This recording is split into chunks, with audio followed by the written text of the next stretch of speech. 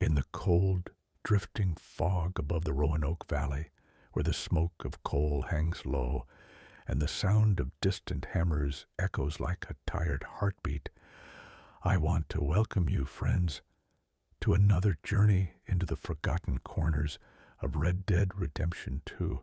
Thank you for being here. And if you love uncovering the hidden history, the overlooked tragedies, and the quiet stories buried beneath Rockstar's world, feel free to subscribe and join us for more. Your support helps these long-lost tales rise out of the dark again. Now, let us descend, because today we follow the path of men who walked into the earth and never came back out. The mine near ANNESBURG, to most players, feels like just another industrial space scattered across the map. A place of labor, a place of coal and iron, sweat and soot. But to the people who lived here and the workers who carved their way into the hills, it was something else entirely. A graveyard before it was a workplace, a place where men toiled for scraps, where the walls groaned under their own weight, and where lanterns flickered not from the wind, but from something older, fear. Rockstar never forces you inside the mine. There is no required story mission here, no scripted tragedy, no cutscene showing what really happened to the men who vanished beneath the riverside shafts. And yet, the world speaks for itself. The mine breathes with a silence that feels intentional. The narrow tunnels, the abandoned tools, the sudden pits swallowed in darkness. Everything tells a story you can hear if you stop and let the world settle around you. When Arthur Morgan rides into ANNESBURG for the first time, usually during the tense days of the Van der Linde gang's collapse, he sees a town built on exhaustion. Smoke pours from tall stacks. Children cough on the streets. Women look older than their years as they head toward the company store. The men, those who are left, move like ghosts across the dirt roads. This is not a thriving town. It is a machine that eats people, and the mine is its mouth. Historically, this area mirrors the harsh coal towns of the late 19th century, where workers faced deadly conditions and little to no protection. In Red Dead Redemption 2, Rockstar captures this brutality with striking accuracy. Miners labor in thin, suffocating air, collapses are frequent, and deaths are so common that townsfolk almost speak of them with resignation. A miner dying in ANNESBURG is not unusual. It's almost expected. It's in this environment that stories of the haunted mine first begin to form, not through supernatural encounters, but through something much more real, the terror of men who know they might not survive the day.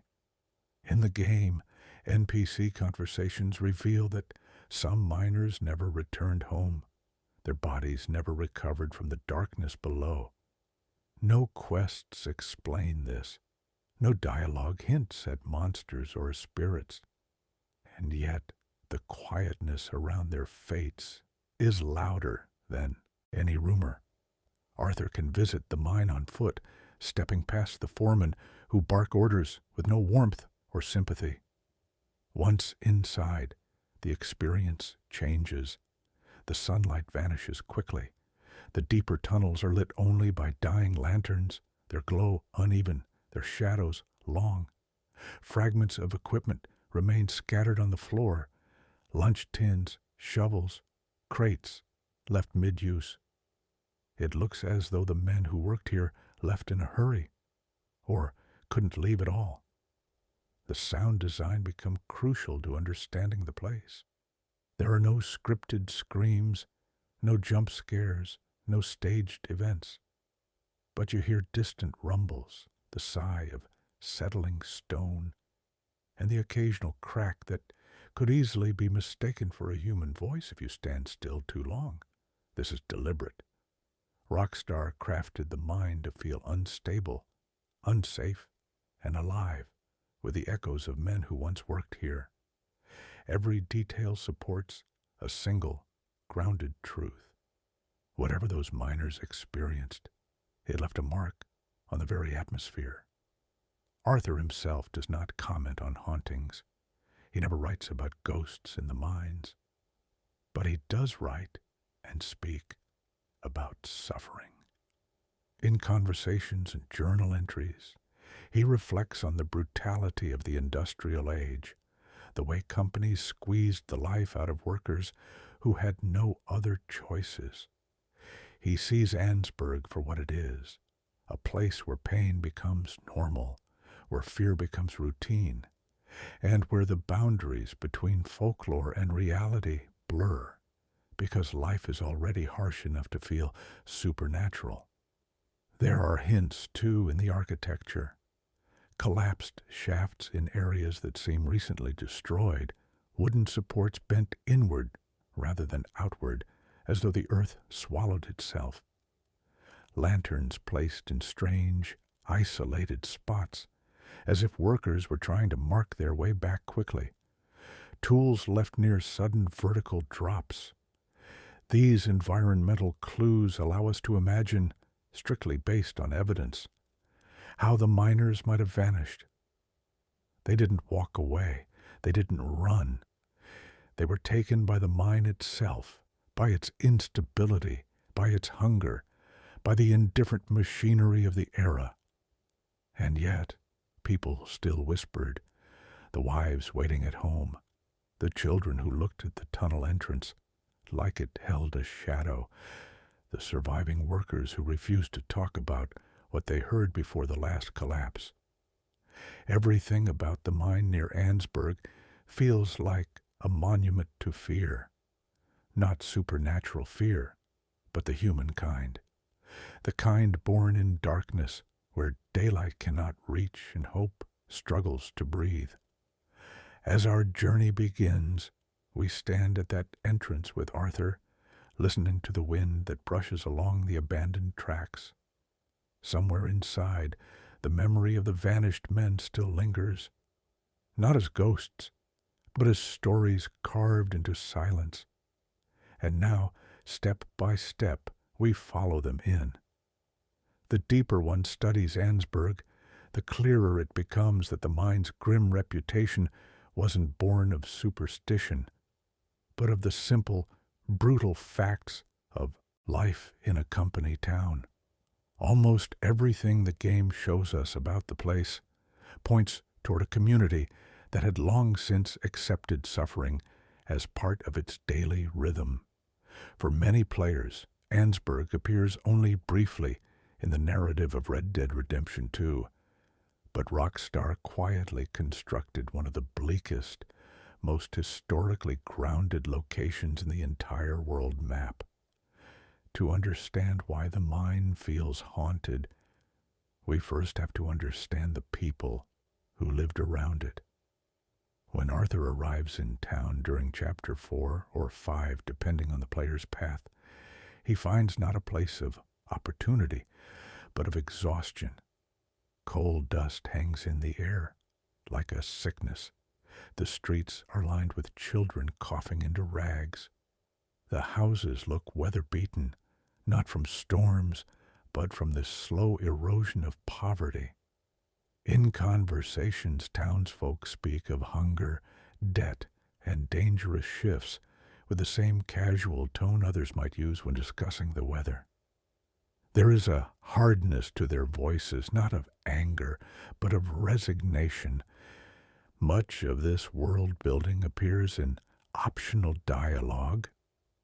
Women talk about husbands who come home too tired to eat.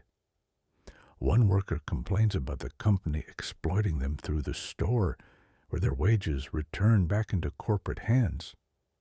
Another comments matter-of-factly that miners die often. Cave-ins, gas pockets, equipment failures, exhaustion. None of this is dramatized. It's presented as the cold truth of life in Annesburg. And so, the haunting of the mine begins here, not with ghosts, but with grief so persistent that it feels like a presence. Even in the open air, the town radiates heaviness. The company dominates everything: the schedules, the food supply, the price of goods, even the burial costs. A miner's labor purchased survival, barely, nothing more. And if he died, his family often slid immediately into starvation. These details align with real history in the American coal towns of the late 19th century, where mine owners held absolute control and workers were trapped by necessity rather than loyalty. Rockstar mirrors this perfectly. Nowhere is the human cost more evident than in the voices of the widows. Players can overhear a woman speaking of her deceased husband, her tone almost flat with grief, as though she has said the same words too many times already. Others discuss their sons, barely old enough to work, being sent underground because the family cannot afford to lose even a single day's wage. These small conversational fragments, easily missed, give the mine an aura of something darker than death. Inevitability. Even the geography plays a part in shaping fear. The mine sits close to the river, its tunnels carved into damp stone, the ground perpetually trembling from unseen machinery. The wooden supports, aged and warped, appear stretched to their limits. Anyone standing near the entrance can sense that the earth is not stable here. The sound of the mine, the rattling carts, the distant hammering, the uneven rumble beneath the ground creates a constant reminder that collapse is not just possible, but probable. When Arthur walks into town, the player may notice how workers move through the streets without speaking to one another, their shoulders slumped, their boots dragging. These are not men expecting to survive their careers. These are men hoping merely to survive the day. And yet, something else makes ANNESBURG stand apart from other industrial sites in the game: the silence surrounding the disappearances. While the game never presents a direct mission about the missing workers, it provides enough environmental and conversational clues to confirm that men did vanish underground. Some shafts are sealed with boards, others are littered with broken supports and abandoned gear. The carelessness of the closures, hasty, uneven, splintered, suggests urgency, as though the company wanted the area shut without explanation or recovery. This is a pattern familiar to historians of the era. Companies often avoided retrieving bodies from collapsed tunnels if the rescue was deemed too costly or risky. Many miners were left entombed where they fell. Families received no closure beyond the knowledge that their loved ones remained beneath the earth. Rockstar leans into this truth through environmental storytelling rather than dialogue. In some of the outer tunnels Arthur can explore, he finds empty mine carts positioned oddly, as if pushed aside quickly. A few areas contain lanterns placed on the ground instead of hung properly, implying workers abandoned their posts. There are scattered tools that appear dropped mid-strike. These are the marks of men who reacted to something sudden, a tremor, a collapse, or the warning signs of one. And all of this contributes to the mine's eerie aura, not because of anything paranormal, but because the human cost was so immense that silence became its own kind of ghost. When players speak of the mine as haunted, they are often responding to these atmospheric layers.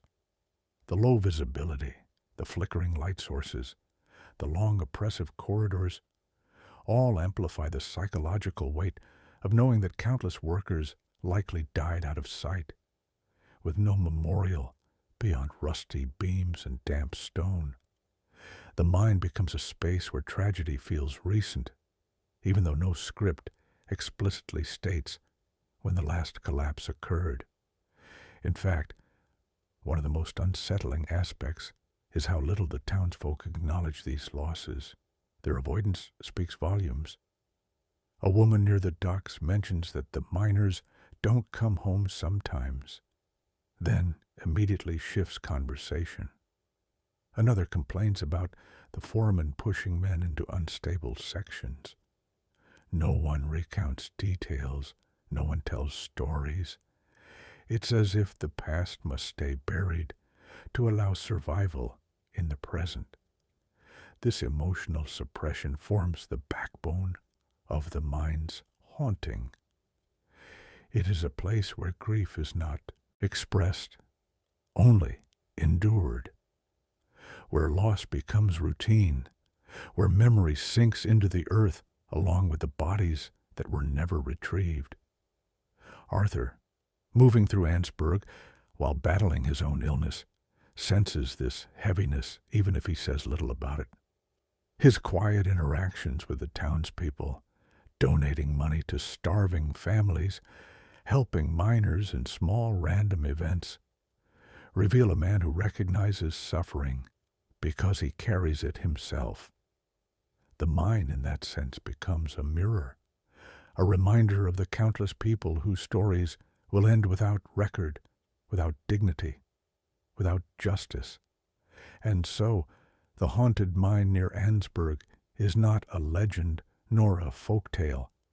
It is a landscape shaped by hardship so intense that it leaves an imprint on every beam, every tunnel, every echo of steel on stone.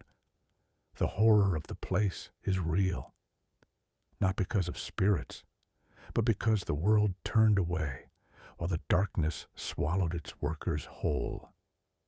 In the next part, we step inside the mine itself with Arthur, examining the environmental clues that tell the final moments of the men who vanished. The moment Arthur steps inside the ANNESBURG mine, the world above seems to fall away behind him. Sunlight, even on a clear day, disappears almost immediately. The slope of the entry tunnel funnels the player downward, past rusted tracks, and toward the dim glow of a few trembling lanterns. It is here, in these first steps, that one begins to understand why the miners spoke in hushed tones about what happened beneath the hills. Not because anything supernatural waited in the dark, but because the mine itself felt alive, restless, and ready to betray the men who depended on it. The game never forces players deeper than the front sections, but for those who choose to explore, the tone shifts palpably. The soundtrack fades until it is nearly imperceptible. The ambient noise, dripping water, echoing footsteps, the low groan of timber under pressure, grows more distinct.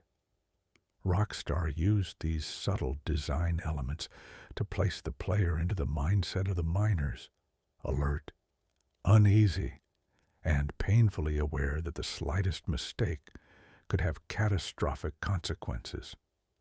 The walls close in quickly. The tunnels become narrower, built for labor rather than comfort. Wooden supports line the passageways at tight intervals, many warped or splintered. Some bear cracks that look worryingly fresh. Even without scripted events, the setting communicates danger. These supports have failed before, and they will fail again. This visual storytelling is essential to understanding why the mine gained its reputation long before any vanishings occurred. When Arthur approaches the mid-level shafts, the lanterns thin out. Their light flickers in a way that feels almost deliberate, though it is merely the product of meticulous animation. Shadows dance across the walls, lengthening and collapsing, as though something unseen is pacing just out of sight.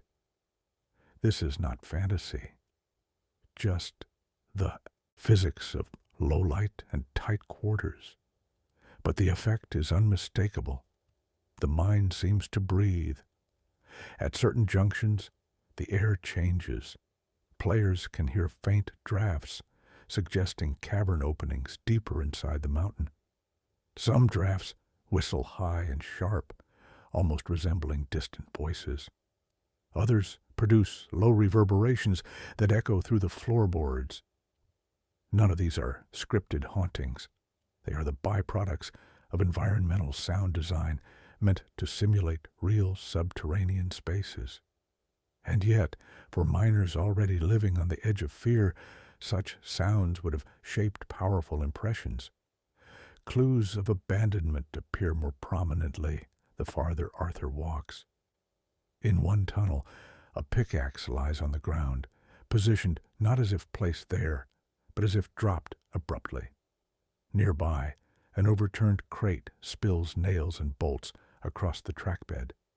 Farther in, a lantern has been set on the floor near a collapsed support beam, its glass cracked, but still containing traces of soot, implying it once burned recently. Details like these reveal a moment of chaos, a time when workers hurried away from something or toward an exit faster than they could safely manage their tools. One particular area, a narrow chamber branching off to the left, shows evidence of an incomplete excavation. The ceiling above it displays a subtle concave bend, the kind that precedes a structural failure. Splinters of timber lie scattered in patterns suggesting stress from above rather than lateral force. A miner experienced with the signs would have recognized the danger. Perhaps they did. Too late to escape. The deeper Arthur goes, the more disquieting the silence becomes. The mine's midsection contains no NPCs, no wildlife, no movement beyond the player's own presence. This emptiness is deliberate. By stripping the environment of life, Rockstar encourages the player to project onto the space the countless lives that once moved through it. Footsteps invented by silence, voices imagined from echoes. The horror is created not by what the player sees, but by what the player knows once happened here. And yet, there is one detail many players remark upon: the sudden pockets of complete darkness, tunnels where the lanterns stop entirely, forcing Arthur to rely on his handheld light if he brings one. These sections feel unnatural only because the rest of the mine offers at least minimal illumination. Here, the darkness is total, the kind that erases the world beyond a few feet. Miners would have worked in these conditions routinely, their lanterns the only barrier between safety and blindness. Imagine then the psychological toll when a lantern failed, or shattered, or burned out midway through a shift. A worker, alone in a tunnel like this, with nothing but the sound of dripping stone and the weight of the mountain pressing overhead. That experience alone could seed rumors of haunting long before any disappearances occurred. Every collapsed area tells a similar story. Supports are not broken outward, but inward, as though vacuumed by the force of falling ceilings. Dust collects thickly in these places, forming layers untouched by wind or boots, confirming that no one has entered them for a long time. In one section, an entire corridor has been sealed, with boards nailed hastily in crisscross patterns, not the careful work of engineers, but an emergency blockade. Something happened there, a collapse, gas, a shift in pressure, and the company chose containment over rescue. Arthur cannot enter these forbidden depths, but their very presence pushes the imagination further. If this is what remains of the accessible tunnels, what horrors lie behind the boarded sections? How many miners were trapped? How many were lost within the darkness that no lantern could penetrate? It is important to remain grounded. The game gives no evidence of monsters, no script hinting at the supernatural. Everything we see aligns with historical reality. Coal mines at the turn of the century were among the most dangerous workplaces in America. Gas pockets caused instantaneous suffocation. Dust explosions could ignite from a single spark. Cave-ins happened regularly, often without warning. Bodies were not always retrieved. Rockstar's design honors these truths without sensationalizing them. The mind feels haunted not because of fiction, but because of authenticity.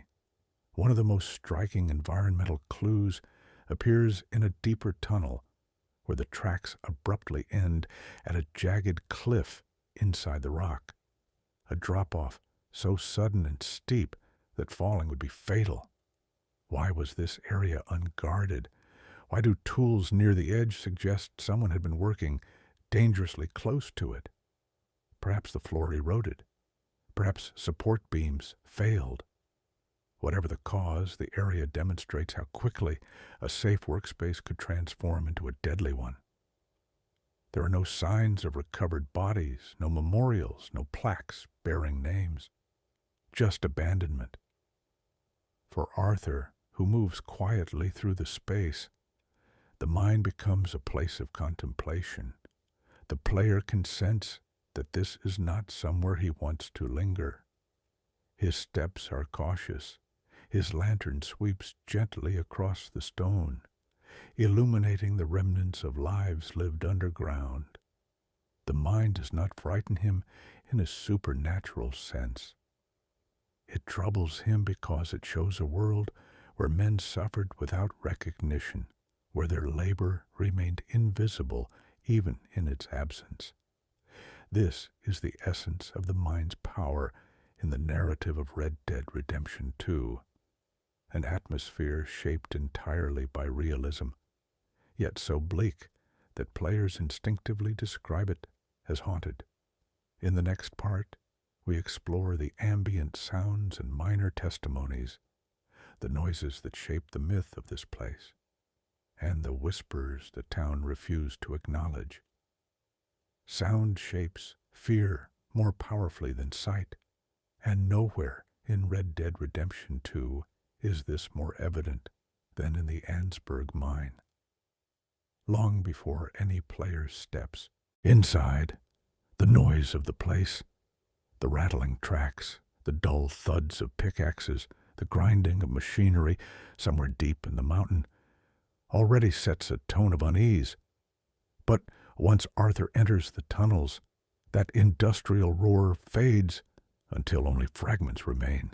What replaces it is something far more unsettling: the slow, irregular breathing of the mine itself. Rockstar's sound designers understood that silence can be more terrifying than any scripted scream. Inside the mine, players hear nothing resembling supernatural voices, yet the acoustics create a natural distortion that mimics human tones. A drip of water echoes like a faint whisper. A shifting beam produces a groan that carries through the rock like a sigh. Farther down, the rumble of moving earth can momentarily resemble a distant shout. It is easy to understand how real miners, working long shifts in these claustrophobic halls, might have interpreted such noises as something alive in the darkness. In the game, there are no official records, no written notes, no miner logs describing what they heard before the collapses began.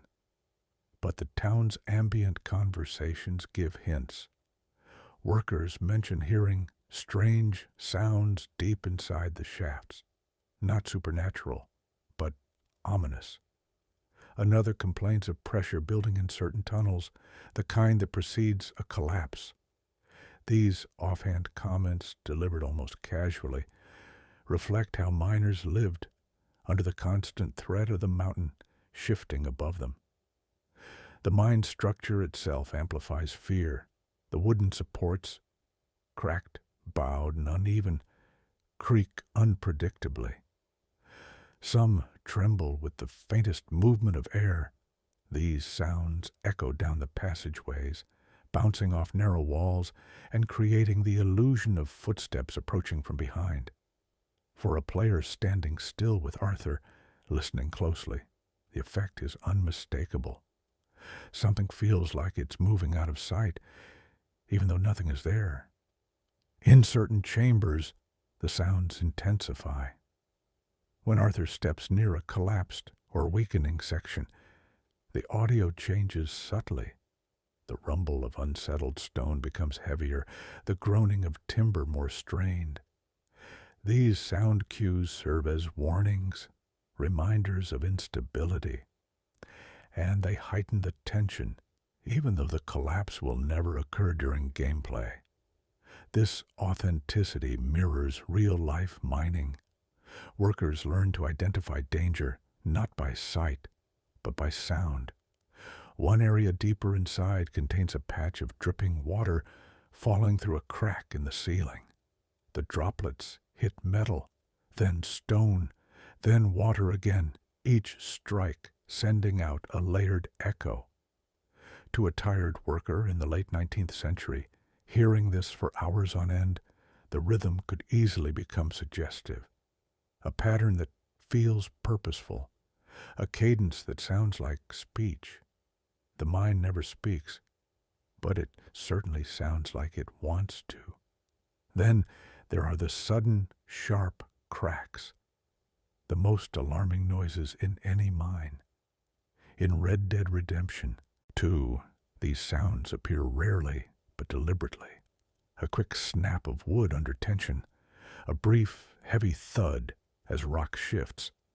These are the kinds of sounds real miners feared most, because they signaled imminent danger. Even without enemies or scripted threats, these audio cues cause players to stop, turn, and assess the space around them. The fear they provoke is rooted not in fantasy, but in instinct. Outside the mine, the town's residents add their own layer of history through spoken dialogue.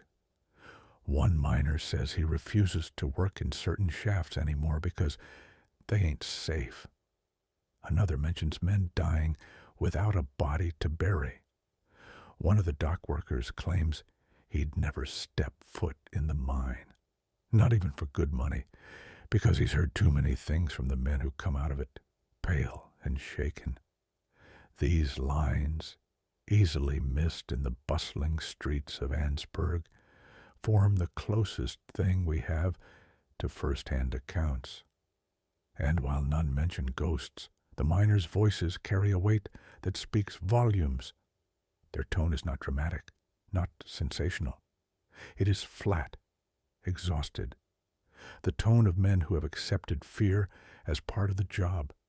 That is what makes their accounts chilling. They do not embellish. They simply reflect a world in which danger is constant and death is unremarkable. A subtle but powerful detail appears when Arthur approaches the foreman near the mine's entrance. The foreman dismisses him rudely, telling him to stay out. His irritation is not just about authority. It is about maintaining order in a workplace where the slightest disruption could trigger chaos. Every hint of anxiety must be stamped out, every rumor contained. This culture of silence contributes to the mine's unsettling reputation more than any supernatural legend ever could. Inside, the player sometimes hears a low, deep rumble that lasts several seconds. It is not scripted thunder, nor the sound of distant machinery. It is the mountain itself. This rumble resonates through the floor, into Arthur's boots, and up the walls, giving the sense that the entire space is shifting imperceptibly. It is one of the most unnerving sounds in the game because it evokes the possibility of collapse, a threat that feels immediate despite never occurring in gameplay. Then there are the more ambiguous sounds. A faint scraping somewhere ahead, a metallic clang echoing from behind, a sudden crescendo of tension in the ambient score that fades as quickly as it appeared. These cues remind players that the deeper they go, the more isolated they become. That sense of being watched, though unsupported by any in-game entity, arises naturally from the way sound behaves in confined spaces. In the world of RDR2, the mind is not haunted by spirits. It is haunted by memory, by echoes, by the weight of what the workers endured. When players talk about hearing voices or footsteps, they are often describing these distortions, the mind turning ordinary sounds into something suggestive, something human. Fear fills in the gaps. And perhaps the most important detail, the mind has no music of its own, no guiding melody, no comforting undertone, only atmospheric hum. This absence forces players to confront the raw environment, its emptiness, its depth, its indifference, just as the miners did. In the next part, we leave sound behind and turn to the human reality that shaped the mind's darkest stories. The labor conditions, the unending danger, and the emotional toll carried by the people who lived in the shadow of the ANNESBURG shaft. Long before anyone whispered about disappearances or strange echoes in the tunnels, ANNESBURG's mind was already a place defined by human misery. The town exists in Red Dead Redemption 2, not as an active narrative hub, but as an atmospheric monument to the cost of industrialization. To understand why the mind feels haunted, one must first understand the suffering baked into every beam, every track, every shovel left rusting in its tunnels. What players perceive as haunting is at its core a reflection of lives lived under conditions that were almost designed to break the human spirit. When Arthur rides through ANNESBURG, he doesn't find a bustling mining camp full of ambition or prosperity. He finds hunger. He finds exhaustion. He finds men whose faces carry the gray tone of coal dust and despair. Rockstar crafted this town as one of the bleakest environments in the game, and every detail, from overheard conversations to the empty expressions of NPCs, reinforces the reality of a workforce barely clinging to survival.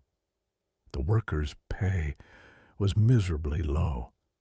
This is not stated directly in a ledger or letter, but it is reflected in dialogue from miners who complain that they can't feed their families, or that the company store eats away what little they earn. The store's prices are steep, a common real-world tactic used by mining companies of the late 19th century. Workers earned scrip or low wages that forced them to buy overpriced essentials, trapping them in debt. The same system is implied in ANNESBURG, where one dock worker mutters about not even being able to afford coal for his own hearth, despite hauling tons of it daily. This economic imprisonment is part of the mind's dread. People didn't work here because they wanted to. They worked because they had no choice. In optional interactions, Arthur can give money to a starving family. The mother explains that her husband died in the mine, and now she can't provide for her children. Her grief is not loud, it is weary, resigned, the grief of someone whose story is one among many. Similar moments occur throughout the town. Widows who speak of losing their husbands to cave-ins, families coughing from the coal smoke that blankets the streets. Every voice contributes to the sense that ANNESBURG is built upon layers of loss. Children too young to be working, but old enough to understand danger, loiter near the docks, their faces smudged with dirt. Some speak about their father's long hours, A few mention hoping to work in the mine one day, not from excitement, but from necessity. In this world, childhood is short, and fear is learned early. These living conditions create the emotional environment in which rumors of a haunted mine could thrive, not because the miners believed in ghosts, but because their daily reality was already a kind of slow-motion horror story. Inside the mine, the physical conditions were even worse. Though RDR2 does not provide a formal tour of the interior, what Arthur can explore reveals plenty. The tunnels are narrow and uneven. The supports are strained. The ventilation is poor, with thick air that would have made breathing difficult even for healthy workers, let alone for those suffering from coal dust inhalation, a common ailment historically known as black lung. In one of the deeper tunnels, Arthur may cough slightly from the dusty air. It's a small detail, easy to overlook, but it hints at what miners experience daily. Continuous exposure to coal dust shortened lifespans dramatically. Many workers died young, not in dramatic collapses, but slowly, as their lungs hardened and their bodies weakened. These deaths, unlike collapses, left no mark on the mine's structure, but they left a profound mark on the community. The foremen, as seen in their interactions with Arthur, enforce harsh authority. One of them tells Arthur not to interfere, adding a tone that suggests the mine has no tolerance for outsiders or questions. This, too, mirrors real history. Mining companies controlled not just labor, but information. Miners who complained risked losing their jobs or their lives in some of the more ruthless real-world operations. In ANNESBURG, this dynamic is hinted at through the workers' reluctance to speak openly. From everywhere in town comes the sense that fear is not just present, but pervasive. A miner heading to work does not look anxious. He looks numb. A widow discussing her husband does not express shock. She expresses inevitability. A foreman barking orders does not seem cruel so much as impatient, as though he is sick of dealing with frightened men who want safer conditions he cannot or will not provide. These emotional details matter because they reflect how miners might have interpreted the unsettling sounds and sudden collapses described in earlier parts. In an environment where danger stalked every step and death was a constant companion, even a natural cave-in could take on an eerie, almost supernatural weight. Not because the miners imagined spirits, but because they understood that the mine itself, the earth, the timber, the air, was always ready to claim them. The poverty of ANNESBURG is portrayed visually too. Houses sag under the weight of time. Clothes hang from lines like lifeless flags. The coal dust coating the town gives everything, buildings, skin, even the sky, a muted gray filter. During certain times of day, the sun itself struggles to break through the smoke. It is this unrelenting bleakness that makes the town feel like a place where tragedy is not an event, but a lifestyle. One of the most significant indicators of widespread suffering is the community's indifference to it. When a miner dies, no one reacts with shock. No one pauses to mourn publicly. It is simply another story in a long chain of losses. Grief here is private because public grief would never end. The mine keeps taking and life keeps going because it must. This creates the perfect psychological environment for the mind to develop its haunted aura, not through rumors of spirits, but through the collective weight of unacknowledged mourning. Every tunnel bears the imprint of men who worked themselves into early graves. Every beam holds the memory of hands that gripped it, during moments of fear. Every echo carries the history of voices no longer heard. Arthur, in his quiet observations, senses this. Though he never comments directly on the mind's tragedies, his interactions with a starving family and his sympathetic tone toward the miners show that he understands their suffering. His own struggle with illness makes him especially aware of human fragility, and perhaps this is why the mine resonates with players on a deeper emotional level. It reflects a world where hardship is constant, where justice is absent, and where ordinary people vanish not because of mystery, but because no one in power cares enough to save them. Nothing supernatural is needed. The haunting comes from the truth.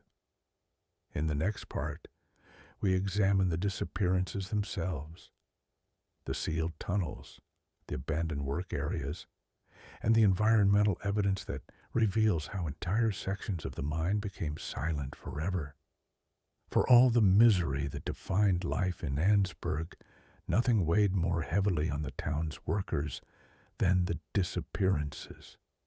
Rockstar never presents them in dramatic cutscenes or scripted quests, but their presence is unmistakable through scattered conversations, hurried construction, and the unsettling state of the mine's deepest tunnels.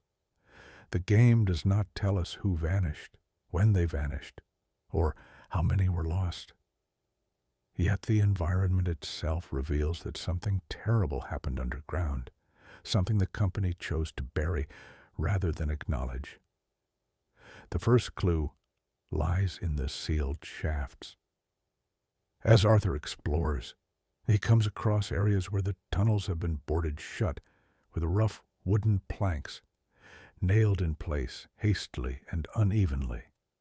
The boards overlap in a chaotic crisscross pattern, as though the workers responsible were racing against time, not constructing a long-term barrier. These are not careful engineering closures meant to stabilize dangerous zones. They are panic closures, emergency measures, a way to keep something inside, or, more realistically, to prevent anyone else from entering a section deemed lethally unstable. No signs warn of danger, no plaques mark a collapse site, no schedules list when the shaft last operated. Silence serves as the official explanation. The boards themselves are weathered but intact, suggesting they have been in place for some time. Behind them, a faint draft sometimes pushes through the cracks, indicating open space beyond. Open space means uncollapsed tunnels, tunnels that remain untouched, unvisited, and unresolved. The decision to leave them sealed implies that rescue efforts were either too dangerous, too costly, or never attempted at all. The miners who remained on the job likely knew what lay beyond those boards. They just didn't speak of it. Another revealing detail surfaces in the abandoned equipment scattered throughout certain tunnels. Near one of the deeper sealed sections, a scatter of tools lies on the ground. A hammer, a metal lunch pail, and a lantern that has long since burned out. None are positioned intentionally. They appear dropped, not placed. The lunch pail still contains the rusted remains of a meal. The lantern's glass is cracked cleanly across its surface, as though it struck the ground hard. When people leave their tools behind underground, it is almost always because they did not intend to leave, or because they could not return to retrieve them. Near another blocked tunnel, a minecart sits at an odd angle, tipped partially off the track. Its contents, stone fragments and loose coal, have spilled unevenly across the ground. A closer look reveals a broken brake lever on the cart's side. Whether the lever snapped before or after the cart derailed cannot be determined. but the position of the cart suggests urgency or disruption. Something interrupted the work suddenly enough that the miners did not correct the cart's position or clear its contents. Environmental details like this do not tell a full story, but they tell an unmistakable one. Whatever occurred in these tunnels happened fast. Rockstar reinforces this narrative through the mine's architecture. In several passages, the supports show signs of distortion that differ from typical wear. Rather than bowing slightly outward from pressure, some supports bend inward toward the tunnel's center. This indicates that a void, a hollowed, unstable section of rock, may have collapsed inward, pulling the support structure with it rather than pushing against it. If miners were working in such areas when the collapse began, even a small shift in pressure could have trapped them in seconds. Despite all these clues, the mine is eerily clean of human remains, not because the game avoids dark themes, but because it respects boundaries. Instead of bones or bodies, we find absence, silence, evidence of lives interrupted, not lives displayed. This restraint keeps the experience immersive while remaining appropriate for players of varying ages and sensitivities. And yet, the lack of physical remains enhances the mine's haunted quality. The workers who vanished left no trace, no closure, only stopped tools and sealed doors. The town supports this narrative through idle conversation. A dockworker remarks that men don't come back sometimes. Another says the foreman pushes workers into unsafe tunnels even after collapses.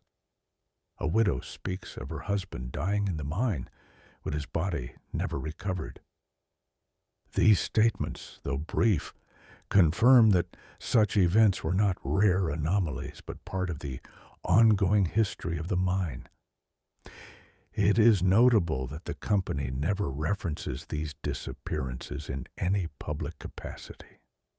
No foreman explains the closures. No signs attempt to justify the sealed tunnels. The mine operates as if nothing has happened at all. This silence reflects real-world mining companies of the period, which frequently sacrifice transparency to maintain productivity and control. In situations where retrieval efforts would risk more lives or shut down profitable shafts, companies simply abandoned trapped miners and moved forward. ANNESBURG fits this pattern precisely. In one of the mid-level tunnels accessible to Arthur, a set of tracks leads into a deeper section that abruptly ends in a cave-in.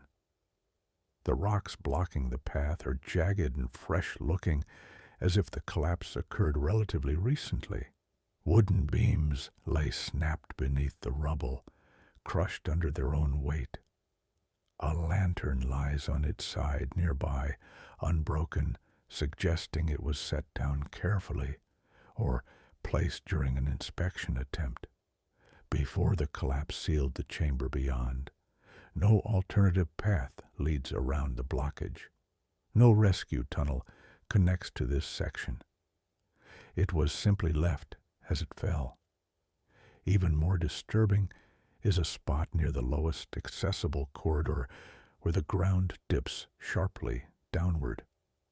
A wooden barricade blocks access to the slope, but the angle of the floor suggests that the earth may have given way, opening a cavern or void.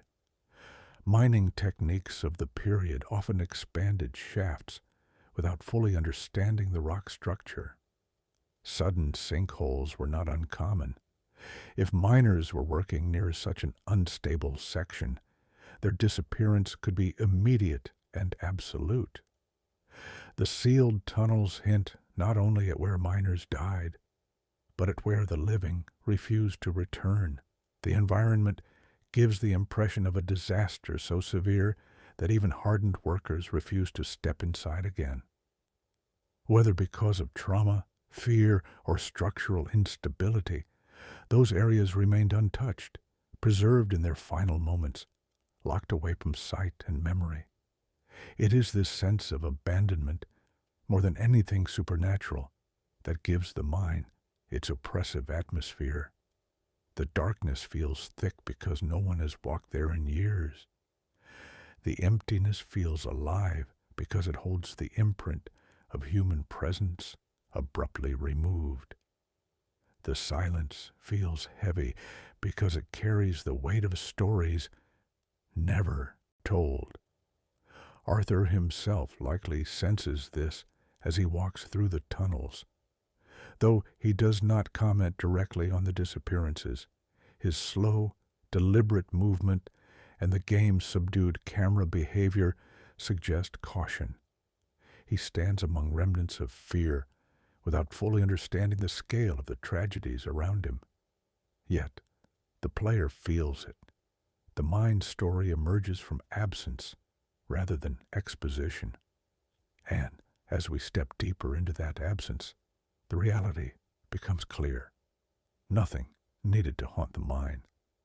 The mine was the haunting. In the next part, we turn to Arthur's perspective, his journal, his tone, and the emotional lens through which he sees ANNESBURG's suffering. Arthur Morgan never writes a dedicated entry about the ANNESBURG mine. His journal contains no sketches of collapsed tunnels, no reflections on the sealed shafts, no explicit mourning for the workers who vanished underground. And yet, the mine stands as one of the most emotionally charged environments in the game, precisely because of Arthur's silence. His restraint echoes the restraint of the town itself. In ANNESBURG, people do not talk about tragedy. They live with it. To understand how the mine's atmosphere gains its weight, we must consider Arthur's evolving state of mind when he encounters this place. By the time players arrive in ANNESBURG during the mid to late chapters, Arthur is already grappling with his own mortality. His illness is beginning to tighten around him like a vice, and his worldview shifts accordingly. He becomes more observant, more reflective, more attuned to the suffering around him. His conversations change tone. His journal grows heavier with philosophical musings. His encounters with strangers become acts of empathy rather than survival. This shift makes ANNESBURG resonate in a way it might not have earlier in the game. Arthur meets the people of this town not as a brash outlaw, but as a dying man who sees pain everywhere he looks. One of the earliest signs of this comes from Arthur's interactions with the starving family near the docks. The mother, gaunt and exhausted, tells him her husband died in the mine. There is no anger in her voice, only resignation. Arthur reacts not with sarcasm nor indifference, but sympathy. He gives her money if the player chooses to, and afterward writes in his journal about the sadness in this place. He mentions how the world feels cruel to those who have nothing, how fate seems especially hard on the people who try to get by honestly. Arthur's journal often centers on themes of helplessness and inevitability in later chapters. These themes mirror ANNESBURG exactly.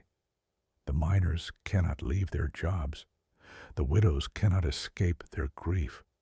The children cannot flee their poverty. The mine is not just a workplace. It is a trap, a symbol of a world that consumes men and forgets them.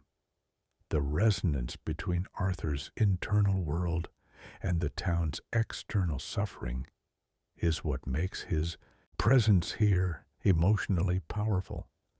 The mine near ANNESBURG is, in some ways, a reflection of Arthur's own fear, the fear of being forgotten, of leaving behind only a shadow of a life, of vanishing into the dark without leaving a mark.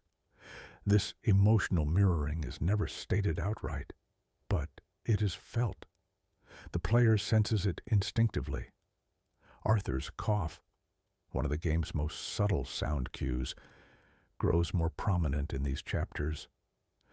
When he breathes the dust-filled air of the mine or the cold-choked streets of ANNESBURG, the cough blends with the environment, making the player painfully aware of his weakening state. It is as though the mine itself aggravates his illness, pressing on his lungs with every inhale. The physical spaces of ANNESBURG and Arthur's declining health become intertwined, each reflecting the other's truth. Both are collapsing, and the mine's tragedies amplify this truth further. When Arthur walks through the tunnels, the camera subtly lowers and tightens, creating a sense of confinement. His footsteps echo more than in other interiors, giving the impression of emptiness. His lantern illuminates the remains of workstations that were abandoned mid-shift. Every shadow feels elongated, every beam precarious. The silence becomes oppressive, not because of spirits, but because Arthur arrives at a point in his life where he understands the finality of absence. He sees the mine not as a mystery to be solved, but as a monument to lives erased. One of the most striking parallels appears when Arthur later visits the factory in Van Horn or the industrial districts of Saint-Denis. In both, he criticizes the way the world is changing, how industry is replacing humanity, how machines are swallowing whole communities. His comments reflect a nostalgia for a simpler world, but also anger at the cruelty of progress. The ANNESBURG mine embodies this critique perfectly. It is the physical manifestation of a world shifting toward exploitation on a massive scale. The workers have no say, the town has no hope. And Arthur, walking among them, understands both the tragedy and the injustice intimately. Another emotional detail emerges in Arthur's interactions with mine workers. Some mutter bitterly about their wages. Others speak of danger with a casual tone of routine conversation. One man, standing near the railway track, talks about the long hours and the company's disregard for safety. Arthur listens. He does not judge. He simply observes, letting the gravity of their suffering settle into him. His empathy creates the emotional bridge through which the mind's quiet horror reaches the player. Arthur's changing perspective also colors how he interprets the world around him. Earlier in the game, he might have mocked the idea of a haunted mine. Later, he would likely say nothing at all, not because he believes in ghosts, but because he understands that some places do not need spirits to be haunted. The weight of human suffering is enough. In his journal, Arthur often reflects on how the world feels cold, how people suffer through no fault of their own, and how he wishes he could have lived differently. Though he never writes specifically about the mine, the themes of these reflections align perfectly with what ANNESBURG represents. It is a place where good people meet terrible fates, where hard work does not lead to reward, where cruelty is quiet but pervasive. Arthur's declining health gives him a deeper connection to the miners who vanished without leaving traces. He understands what it feels like to slip into obscurity, to feel time tightening around him. The mine, too, is filled with men who disappeared into darkness, whose stories end in silence. This parallel binds Arthur emotionally to the space, even if the narrative never states it outright. When players explore the mine with Arthur, They bring with them the weight of his illness, his regrets, his shifting moral compass. The mine amplifies these themes, turning an ordinary industrial location into a symbolic space where death feels present, not because of monsters, but because of the inevitability of human fragility. Thus, the mine's haunting emerges through Arthur's eyes, through his quiet walks, his weary breathing, his empathy for the suffering around him. He does not need to seek ghosts. He carries them with him. In the next part, we examine the real-world historical parallels, the late 19th century mining disasters, the cultural roots of ghost stories among miners, and how Rockstar uses reality, not fantasy, to shape the mine's eerie atmosphere. The mine near Annesburg does not exist in a vacuum. Its fear, its silence, and its grim atmosphere all emerge from a long historical tradition, one rooted not in legend, but in the harsh realities of 19th century mining. If the tunnels beneath Annesburg feel haunted, it is because real miners of the era lived and died in places exactly like this. Their stories echo beneath Rockstar's digital mountains, giving weight and authenticity to every shadowed shaft. To understand how the mine gained its disturbing aura, we must look beyond the boundary of Red Dead Redemption 2 and into the real American coalfields of the late 1800s. These were places where the earth swallowed men regularly, where companies built entire towns around labor exploitation, and where disappearances were tragically normal. It was a world where ghosts needed no invitation. The living created them. In many mining regions of the United States, Pennsylvania, West Virginia, Kentucky, the danger of collapse was constant. Supported by crude timber frames and dug rapidly without proper surveying, tunnels often failed suddenly. One shift might pass safely, while the next ended in catastrophe. Bodies were not always recovered. Families received little compensation, if any, and the mine moved on as though nothing had happened. Workers who survived learned to internalize fear and keep moving. Silence became tradition. Rockstar captures this dynamic with staggering accuracy. Annesburg is a fictional town, but everything about it reflects the real industrial conditions of the era. Underpaid laborers, company stores, dangerous tunnels, and the quiet acceptance of death as part of the job. The sealed shafts Arthur finds are not fantasy. They are historically grounded. Mines frequently closed off collapsed sections without retrieving the dead, and those areas sometimes remained sealed forever. This practice gave rise to countless real-world ghost stories. Miners across the Appalachians spoke of hearing tapping sounds, muffled cries, or footsteps in abandoned tunnels, not because they believed the dead were restless, but because the sounds of settling rock and shifting timber could easily mimic human voices.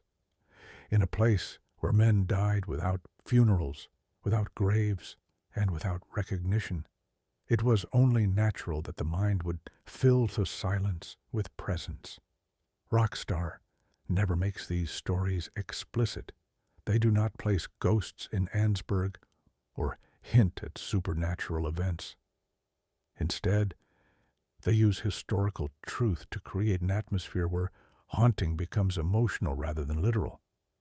The sound design mirrors real accounts. Faint echoes, dripping water, groaning wood. The sealed tunnels reflect actual mining practices. The scattered tools and abandoned equipment mirror archaeological findings from real collapse sites. Even the town's social structure reflects authentic mining culture. In the 19th century, mining companies often controlled entire towns, They owned the houses, the food supply, the medical facilities, and sometimes even the schoolhouse. Workers lived and died dependent on the company. Strikes were punished harshly. Safety regulations were minimal. When tragedy struck, records were sparse, and families were left with little more than rumors. This context clarifies why the people of Annesburg speak so matter-of-factly about death, why widows appear not surprised by their husbands' fates, why children seem to grow up expecting to enter the mines themselves.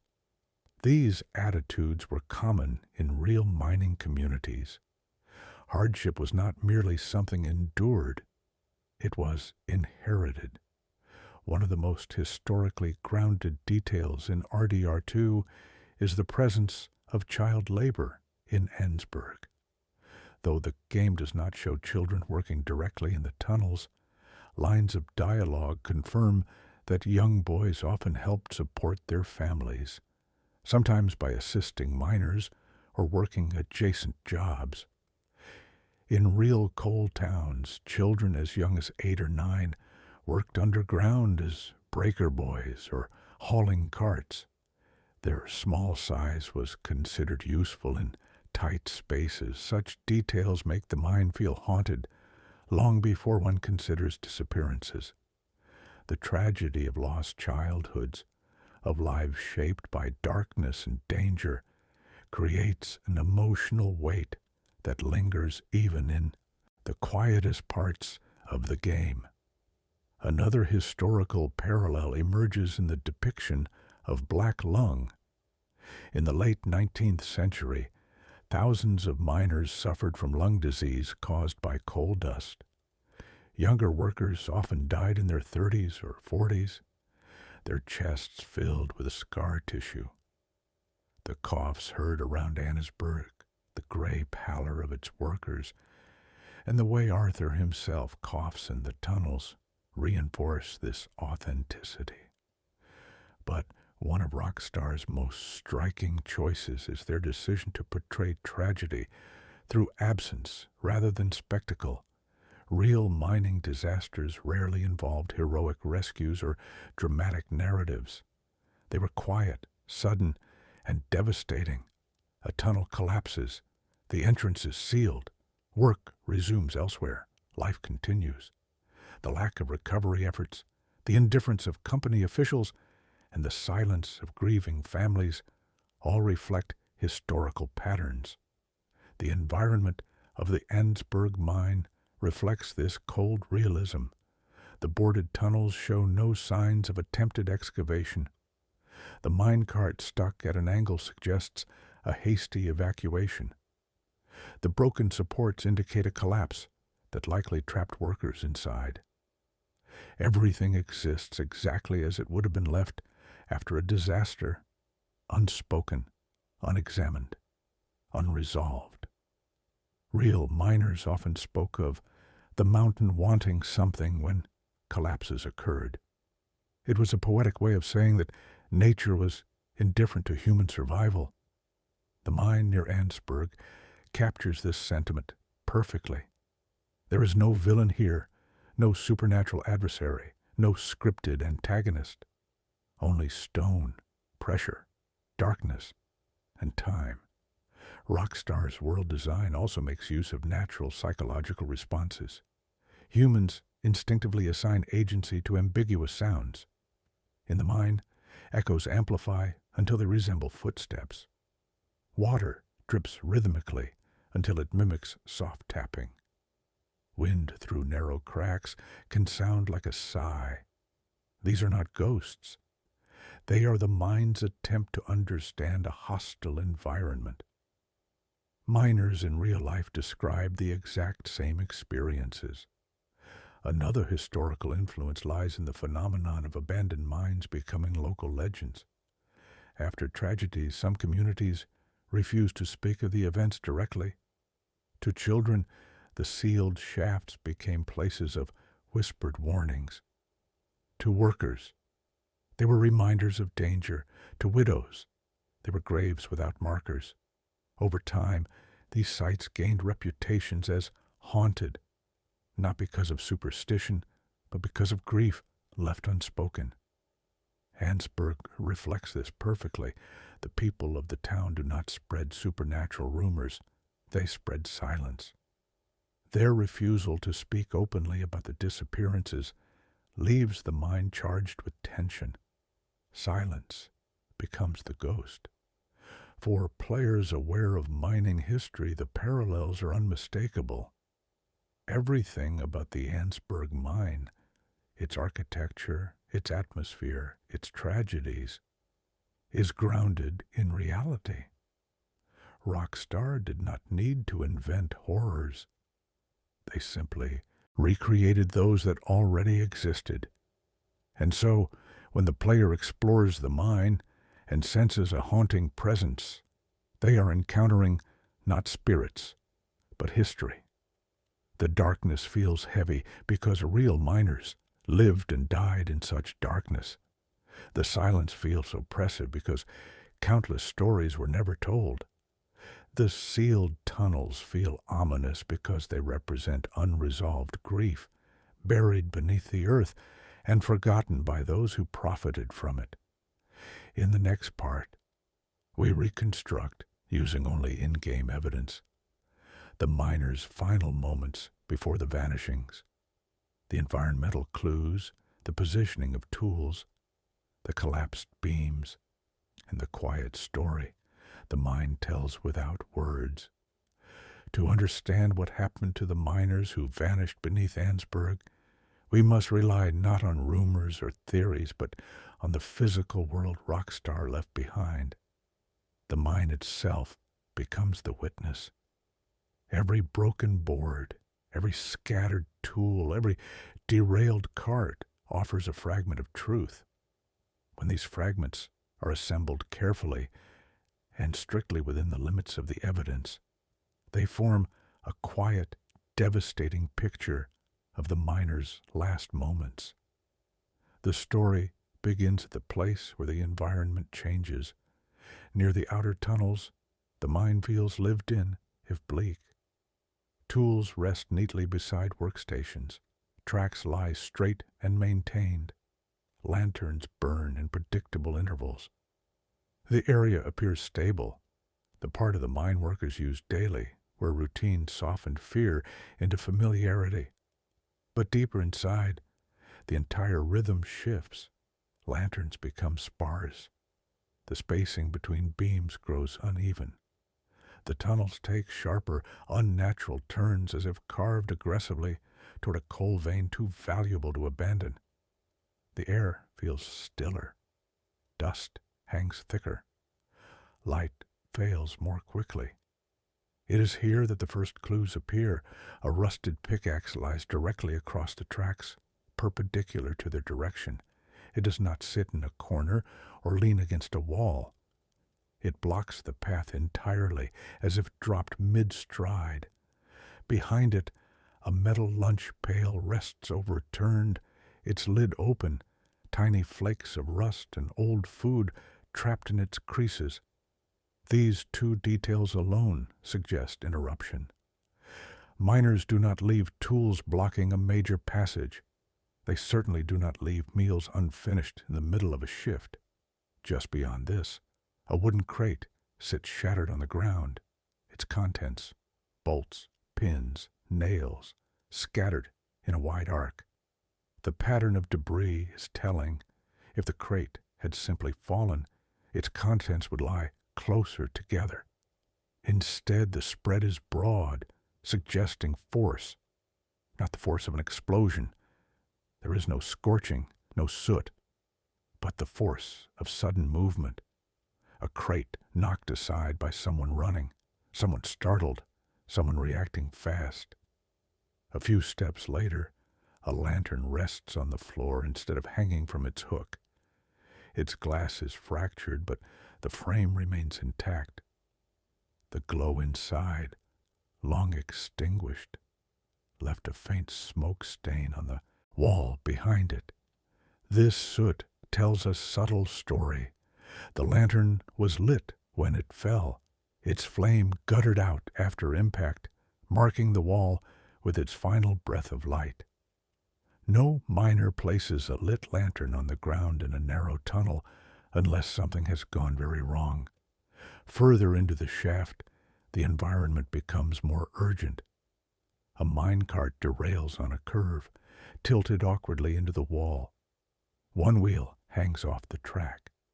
The contents, chunks of coal and rock, spill across the floor. A broken brake lever lies beneath the cart's frame. The derailment is not staged or theatrical. It looks accidental, abrupt, and uncorrected. If the shift had ended normally, someone would have set the cart right. If the section had been formally shut down, someone would have cleared the track before sealing the tunnel. But here, everything remains as it was at the moment of abandonment. Rockstar's deliberate placement of these objects suggests a moment when order dissolved instantly. Miners may have heard something, a crack in the wall, a shift in pressure, the sudden groan of supports beginning to fail. Real mines often provided subtle warnings before collapse.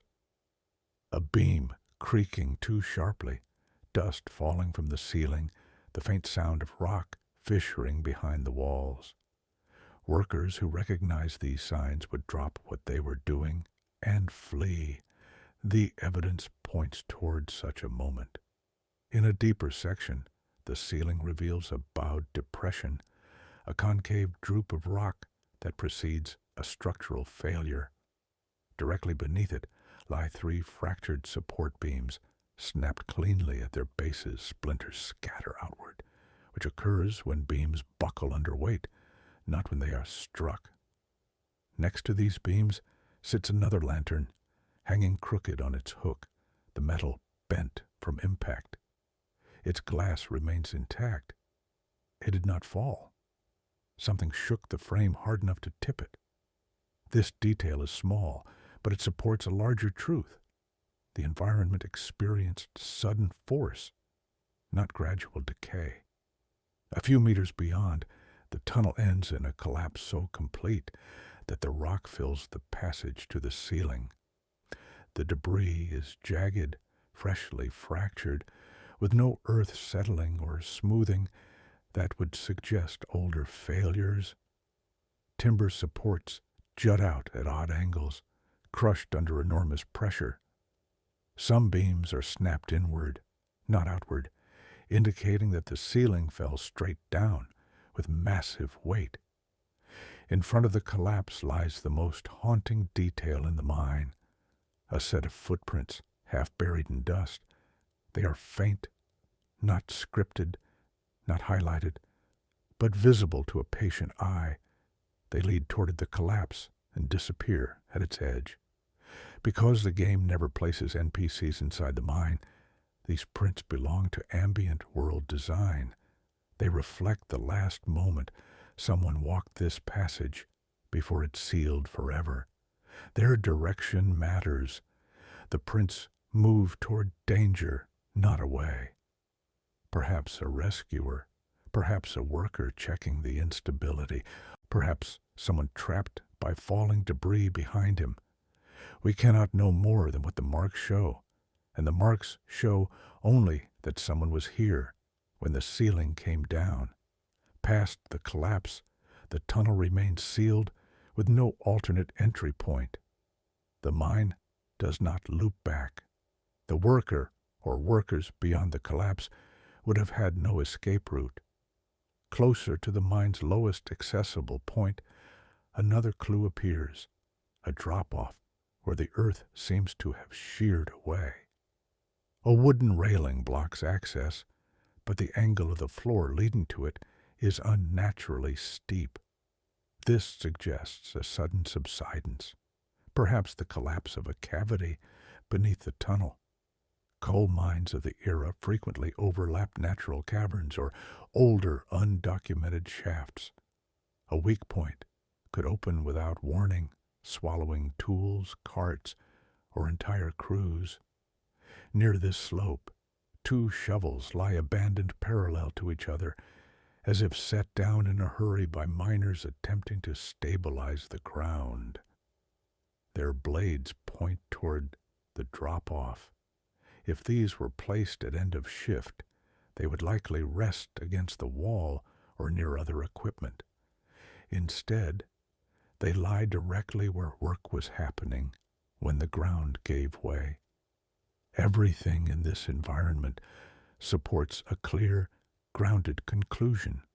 The mine suffered at least one catastrophic collapse during active labor, possibly more. The suddenness of the abandonment, the derailment, the scattered tools, the soot mark from the lantern, the broken supports, the fresh debris, and the sealed tunnels all demonstrate that miners were trapped beyond recovery. Nothing supernatural is indicated. Nothing mystical is implied.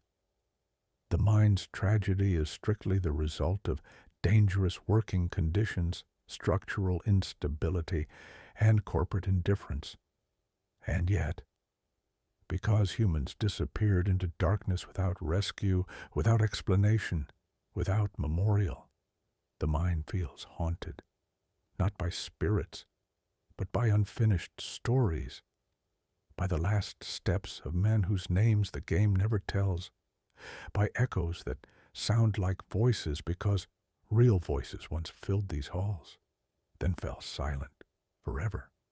In the next part, we examine why the mine near Annesburg feels haunted to players, not through horror elements Rockstar avoided, but through the emotional resonance of suffering, abandonment, and the quiet tragedies that define the world of Red Dead Redemption 2. In the end, the mine near Annesburg feels haunted, not because Rockstar filled it with ghosts, but because they didn't. The absence is the haunting, the silence is the presence, the darkness is the witness. What unsettles players is not a threat lurking underground, but the overwhelming feeling that something terrible happened here, and no one cared enough to remember it. Everything in the mine points toward tragedy, without ever dramatizing it. Every object remains exactly where life stopped. A lantern fallen mid-flight, a minecart left derailed, a pickaxe dropped across the tracks, sealed tunnels that guard their secrets with planks nailed in panic. These details form a narrative more chilling than any scripted encounter. They testify to a human disaster so severe that the company, and perhaps the town, chose to bury it, literally and figuratively. But what makes the mine truly unforgettable is the emotional context through which players experience it. By the time Arthur Morgan walks these tunnels, he carries the weight of his own mortality. His illness is worsening, his reflections growing heavier, his compassion deepening. He moves through the world with an awareness he lacked earlier, a sensitivity to suffering, a clarity about injustice, and a quiet understanding of the fragility of life. When Arthur walks into the mine, he's not simply exploring an abandoned workspace. He's confronting the same forces that will soon claim him: inevitability, indifference, and the silence that follows a life cut short. Rockstar never forces Arthur to speak about the mine. He has no scripted comments here, no journal entry dedicated to its atmosphere, but his silence amplifies the silence of the place itself. In a story filled with loud moments, gunfire, shouts, and chaos, the mine stands out because it offers none of these. It offers only a suffocating stillness. It is a space untouched by the drama of outlaws, untouched by the ego of Dutch, untouched by the hope that characters cling to throughout the game. Instead, it represents the world beyond the gang, the world that is rising as the age of outlaws dies. a world of industry where men break their bodies for wages that barely feed their families, a world where companies seal tunnels rather than save lives, a world where tragedy is routine, where grief is private, where silence is policy. This is the world Arthur sees when he walks through Annesburg. This is the world John inherits.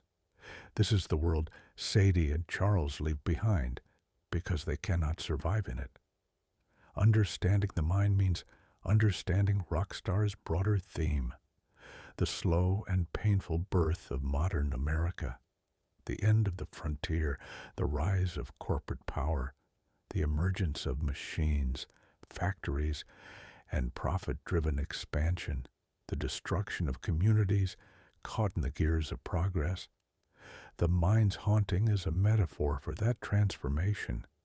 It pulls men into the earth without recognition. It grinds them into dust.